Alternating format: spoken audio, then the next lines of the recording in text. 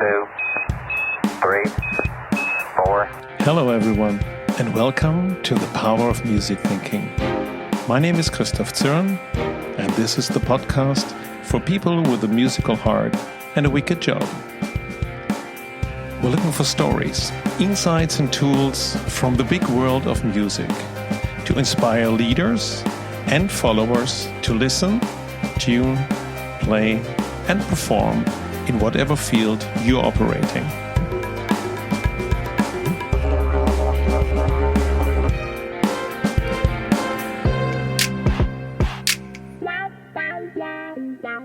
Today we're in Nashville and we speak with Shain Shapiro, a globally recognized thought leader at the convergence of music, culture and urban policy. Shain is the CEO of Sound Diplomacy, a global research and strategy consultancy, and he also leads the nonprofit Center for Music Ecosystems, which commissions research to help solve local, national and international challenges using music as a tool.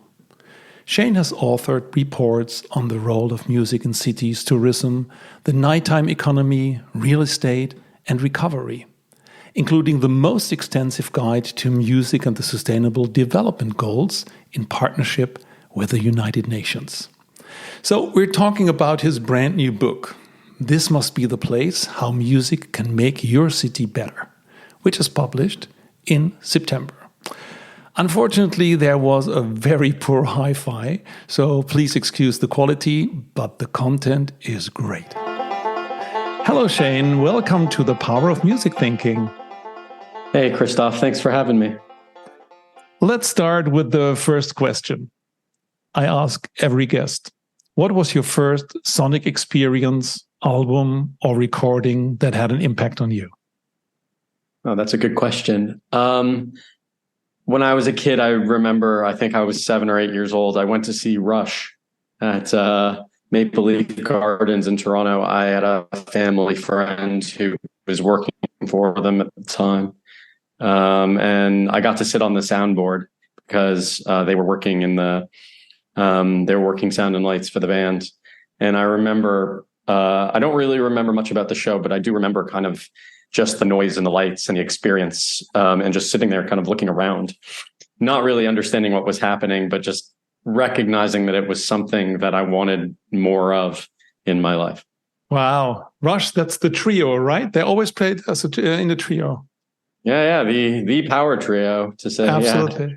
Yeah. One of Canada's, most famous bands, to say the least. Yeah, it was in Maple Leaf Gardens, which was the original ice hockey arena for the Toronto Maple Leafs, the professional sports team in Toronto, where I grew up. It's a supermarket now. It's not an ice hockey rink, but it was quite a legendary venue, and yeah, it was really special. I definitely remember, I remember the sonic experience of it. And everyone, and the Rush have pretty diehard fans. So I remember people being pretty excited about the show as well. Yeah. So what music does to people, not just the music itself, but also the effect of music and the impact that it has. Shain, will you just tell us a little bit who you are and what you do for a living, and then we can dive into something new. So you just published a book, and so we will talk a lot about it. But it's good to hear from how do you get there? How do you got there? Yeah, well, I'm Shain Shapiro. I founded a company called Sound Diplomacy. I now act as the chair of Sound Diplomacy. We advise cities and governments all over the world and the private sector on music, culture, nighttime economy, economic strategy, and policy. So we've worked all over the world over the last 10 years.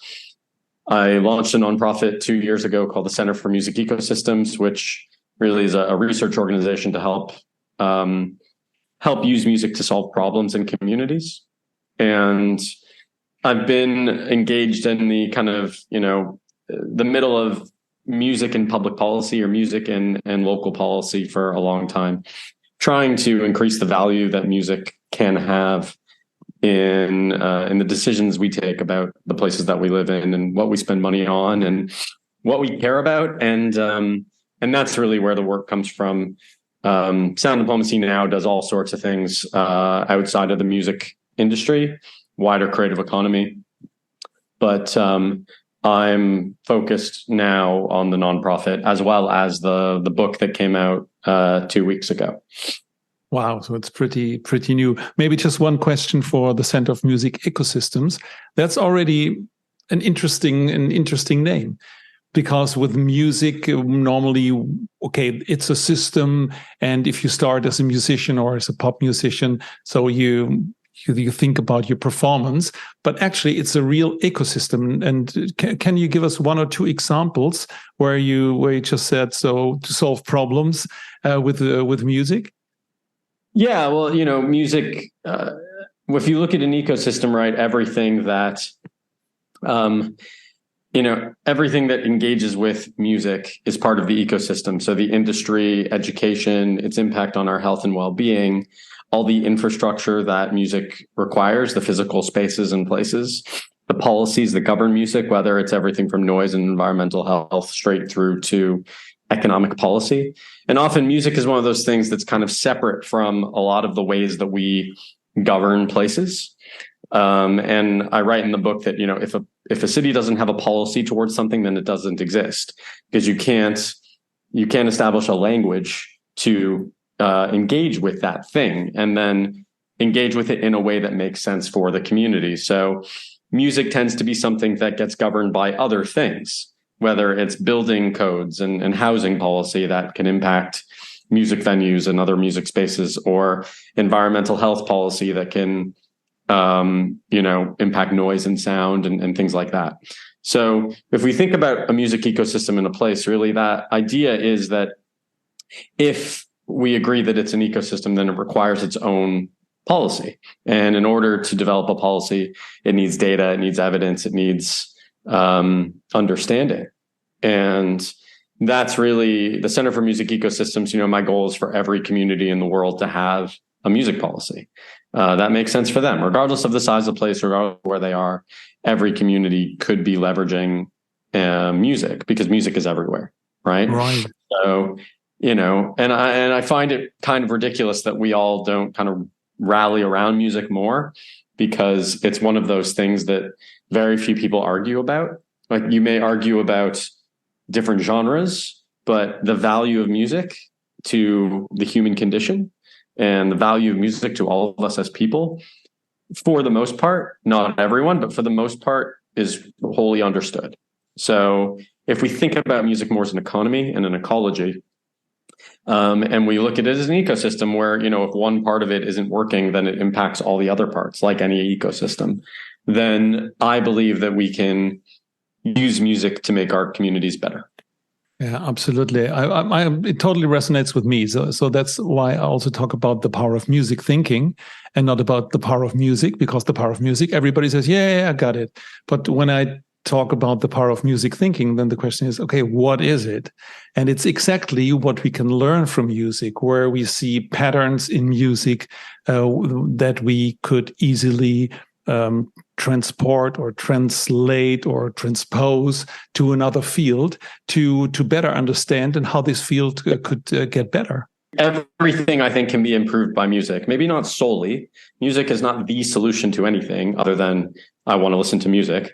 But it's part of the solution, right? And, if we're looking at how to make our communities, how to reduce antisocial behavior, how to tackle crime, obviously crime is a symptom, not a cause of things. But I believe that, and it's been proven that after school music programs, provide things for kids to do if their parents have to work late. And when don't have things to do, then they find their own things to do. And unfortunately, in a lot of communities, that can be negative things. I find if we take an intentional approach to music, not just as a tool to teach music, but as a tool to reduce antisocial behavior, then we can see how music is a tool to make something else better. Yeah, right. So you can see it from different perspectives. And I think that's something where your book is about. This must be the place. How music can make your city better. Can you tell us a little bit more about it? Yeah, well, I've been working in this stuff for nearly 10 years. And we have a little saying that everybody has the same unique problems. We've worked in over 100 places, and more or less the core issues are very similar. They manifest themselves in different ways. But, there's the whole myth of the starving artist concept, for example. I understand that there are artists that aren't earning a living, but there are people in every sector that aren't earning a living. And I do believe that there's a victimization, so to speak, sometimes that doesn't reflect the value of the job of working in music or being a musician, or other things like not valuing music in certain ways or seeing it as a nuisance. My book, This Must Be the Place, How Music Can Make Your City Better, really, it reflects 10 years of doing this kind of work. And I find that music tends to be the recipient of decisions made that impact music, but music never has a seat at the table. Why is that building built this way? Why is that neighborhood designed this way? Why is that public school way? Why do we invest in this sector and we don't invest in that sector? And if I had a seat at the table in a city that was looking at its long-term strategy, that was saying, okay, well, what are we going to invest in for the next 10 years? What are we going to prioritize?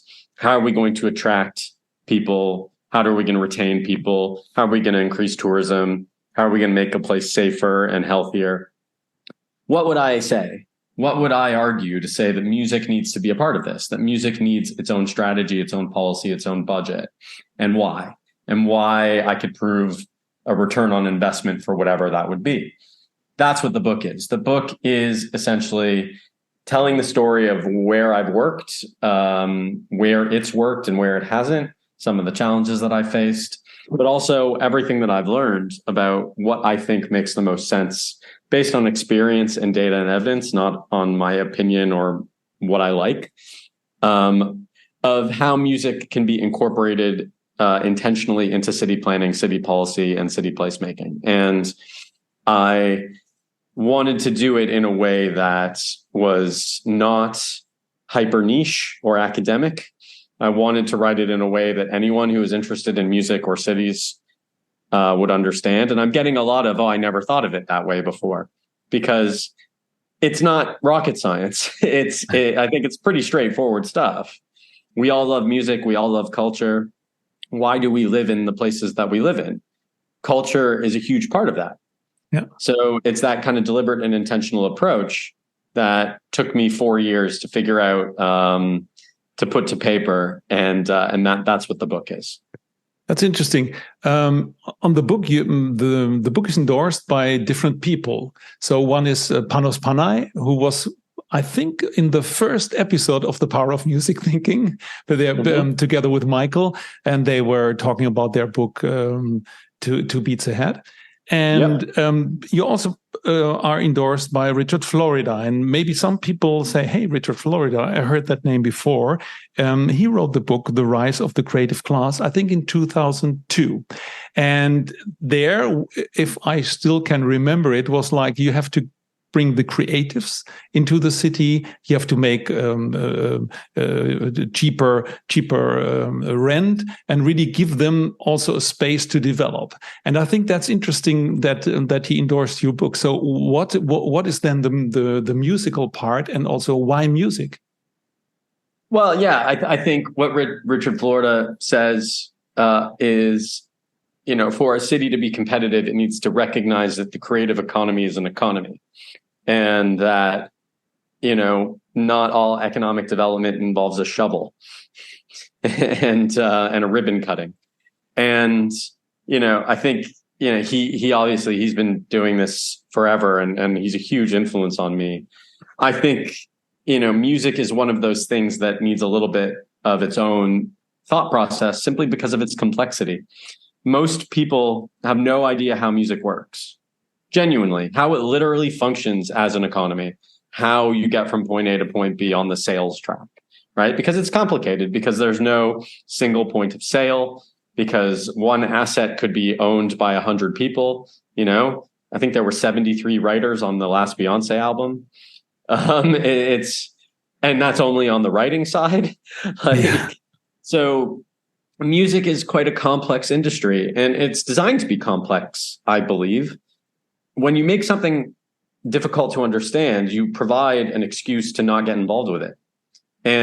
But yet the end goal of the end result of music is uniformly simple. It's you just listen to the song and you love the song or you don't. You go to the gig based on listening to the song. So I believe that sometimes we take for granted the economy of music because of its ubiquity. And also because the economy of music is quite complicated, it's hard to say we need to invest in these jobs specifically or these skills or these forms of education to help maximize the potential impact music can have. I'm not saying that other creative sectors are less complicated. I just don't know anything about them. So music is my specialty. So I think to me honors the work of Richard Florida and questions the concept in general. Because if you obviously cities that have invested heavily or attracted the creative economy have also created significant inequality. Right. So we have to be very, very careful about the planning policies and the economic policies in place to, protect or honor or support those who are creating art and culture that is more important than just making money. Yeah, right. And so I write about this, music.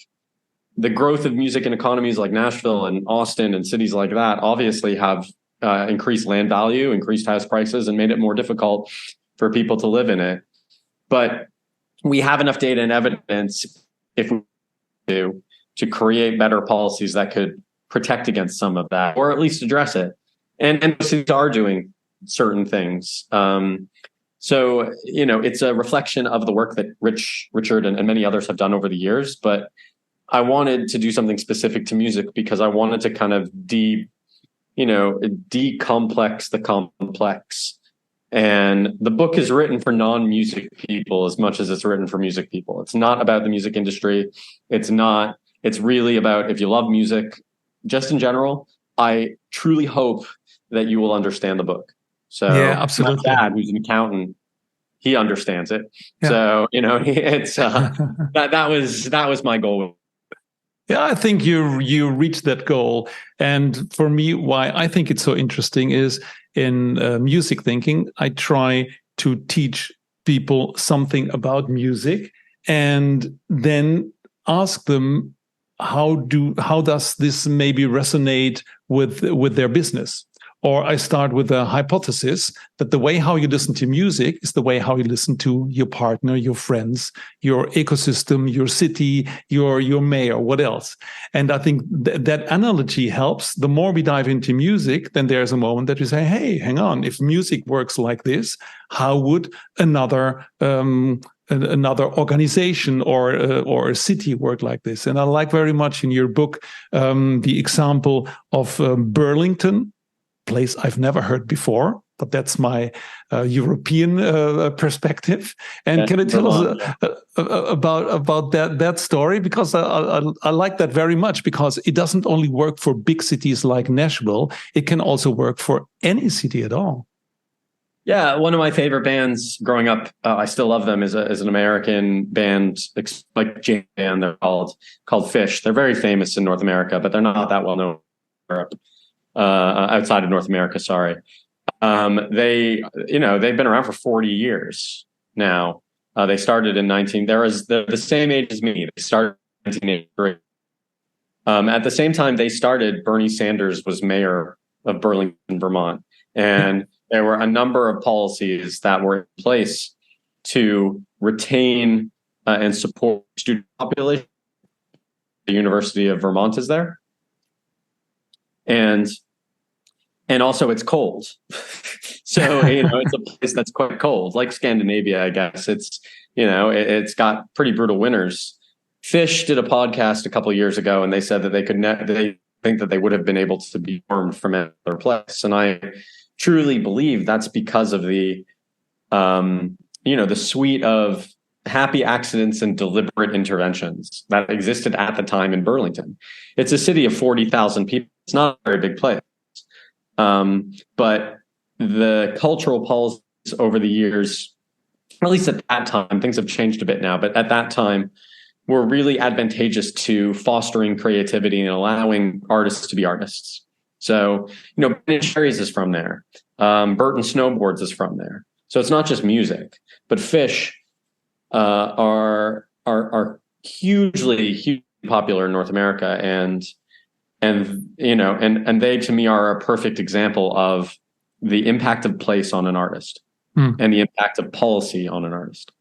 I like that example very much, and I dove in your book. You give the idea, or you reference a podcast, and I listened to that podcast. And what was really funny for me, and I think there's the link between a city and also the music, because they talk about that they were doing festivals, and a festival is something where you need some kind of policy, some kind of rules, some kind of organization. It's the city is involved. And he's one of the members talking about that they had a book, and I don't know if you heard that one, but it's about the pattern language. It's by Christopher Alexander, and it's a book from architects. And I think, hey, pattern, that's music is made out of patterns. And I love that idea that it's so easy to bridge one field, let's say the city, the organization of a festival or anything else, with how musicians think. And in the pattern language, it's described how does an entry should look like and anything else. So it's very detailed.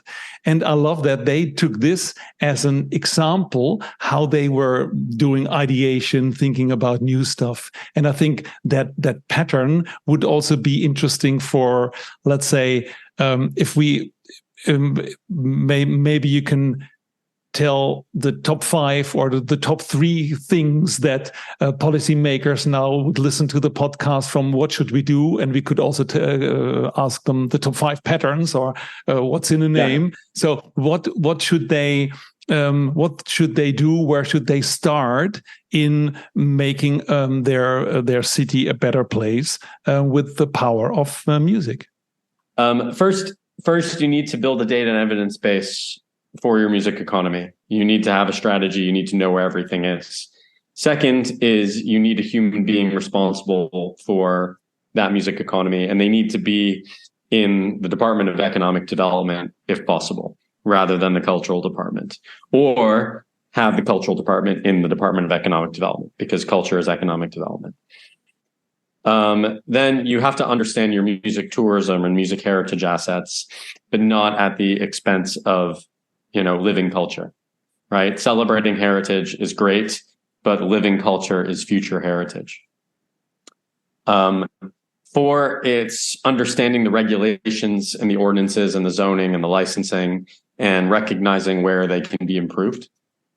And 5th is recognizing that this is a process, that when you start a music strategy in a place, you're just starting another thing that is going to go on hopefully forever. There's no end game here. It's just about engaging with music in a deliberate, intentional way. As you said, if you pick up the trash on Monday, you're still going to pick it up the following Monday and the following Monday.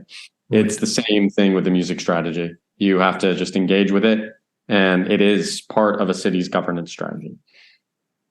Cool. So really 5 strong learnings or 5 starting points to change. And I really like the link between the culture in the economic or the economic in the culture. So we have to bridge these things. Otherwise, there are different silos and fight each other.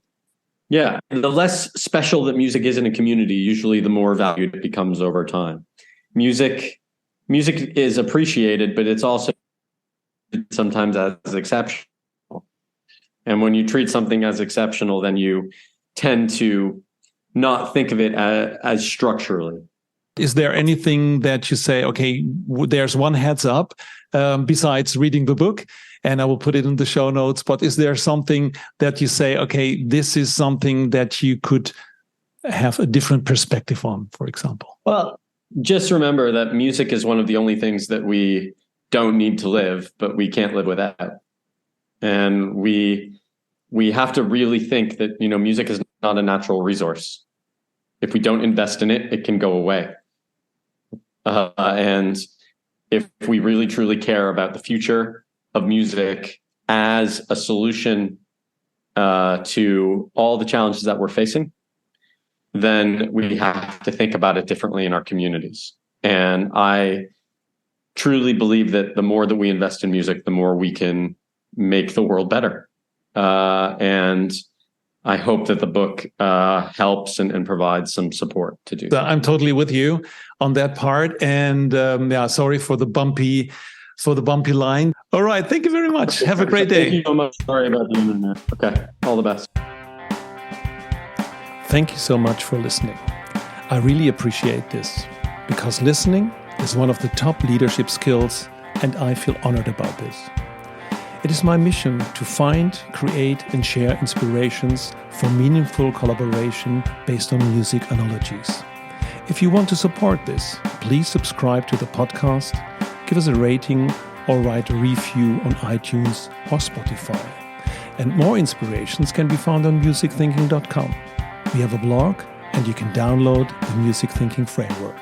And finally, I would love to hear your feedback. And if you need help with a business challenge, please reach out to me via email, podcast@musicthinking.com.